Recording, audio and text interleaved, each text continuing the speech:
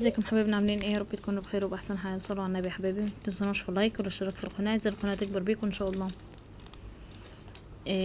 ان شاء الله النهارده هنعمل محشي وفراخ. كملوا الفيديو ان شاء الله، الفيديو هيعجبكم.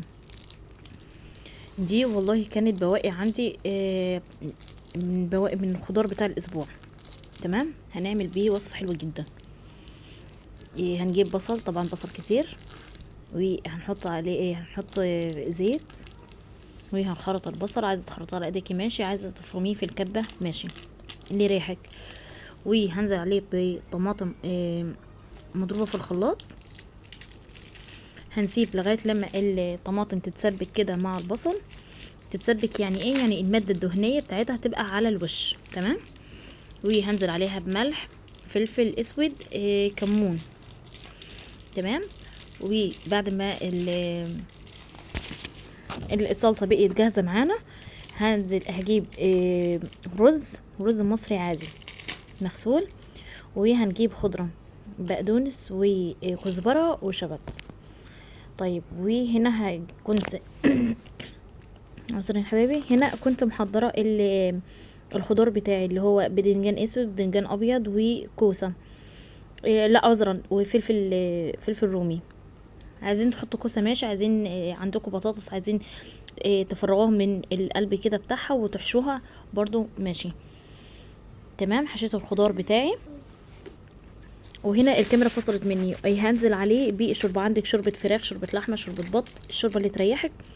لو مع ازقي بيها. لو ما عندكيش، انا حطيت ميه ومعلقه من السمنه ومرق الدجاج وملح وفلفل، وسبتهم لغايه لما يغلوا على البوتاجاز. وبعدين نزلت بيها، سقيت بيها الخضار بتاعي. تمام. وحطيته على البوتاجاز عادي لغايه لما يستوي معايا. هنا هنعمل فراخ. كان عندي وركين كده في التلاجة، كنت خالية فرخة، واخدة الصدر بتاعها، والوركين دول اتبقوا منيهم. جبت بصل، هنعملها فراخ مشوية في الفرن. بصل، وحطيت ملح وفلفل اسود وسبع بهارات. وهنجيب الوراك بتاعتنا نتبلها كويس خالص تحت الجلد كده، نتبلها كويس.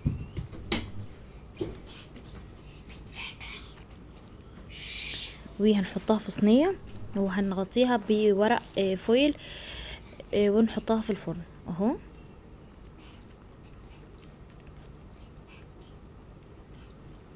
غطيتها بورق فويل وحطيناها في الفرن. في الاخر، في اخر الفيديو ان شاء الله هنعمل صينيه حلوه جدا. طيب، وهنعمل ايه تاني جنبيها؟ كان عندي نص كيلو من الجلاش في التلاجة. تمام.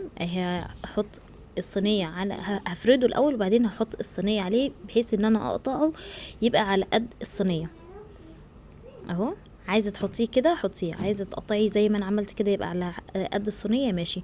والعلم يا حبايبي ان دول مش هنرميها، يعني الحاجات اللي احنا الزيادات اللي احنا مطلعينها دي مش هنرميها، هنحطها في نص الرقات بتاعه الجلاش. هنديها فرشه من السمنه، وهنزل بورق الجلاش بتاعي. هنحشيها بلحمه معصجه، هنعملها وش بيتزا. بين كل رقين من الجلاش هدي فرشه من السمنه عشان يطلع معايا مورق كده اهو. ده الزيادات اللي طلعتها من الجلاش هنفردها وهنحطها في نص الصينيه. مش هنرميها خساره، طبعا احنا مش بنهدر حاجه ومفيش حاجه عندنا بتترمي اهو.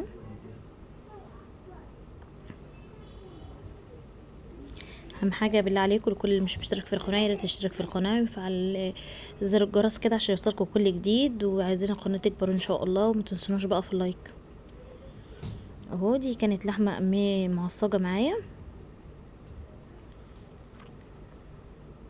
هنحط لحمه معصجه، وهي هحط لها فلفل اخضر، هو الفلفل الرومي. عايزه تحطي زيتون حطي، عايزه تحطي فلفل الوان من في الحشو حطي. ممكن تستغني عن اللحمه خالص وتعمليها ميكس جبن، بسطرمه، فراخ، شاورما فراخ. وهنحط شويه من ميكس الجبن كده اهو. وهنزل بباقي ورقه الجلاش اللي معايا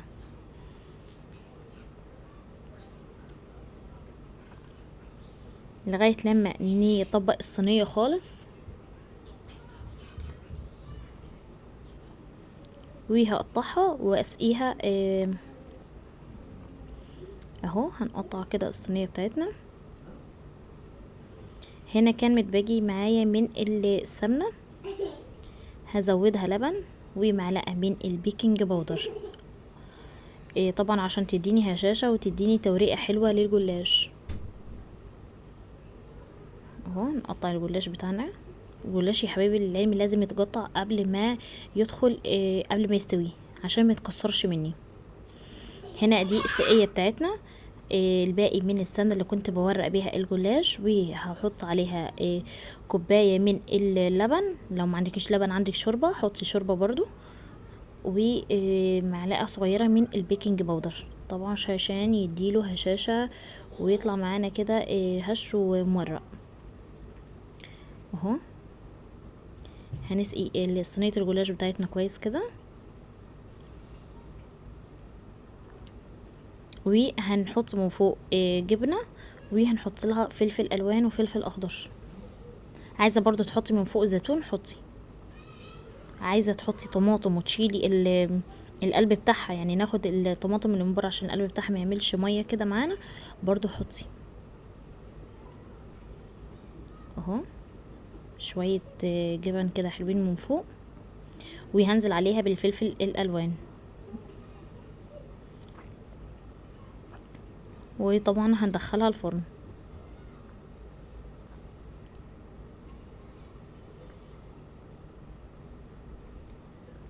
اهو تاكلي ان شاء الله احلى جلاش بوش بيتزا، طعمه تحفه. ده فلفل الوان. هندخلها الفرن طبعا. وادي شكل الصينيه بتاعتنا تحفه وتفتح النفس.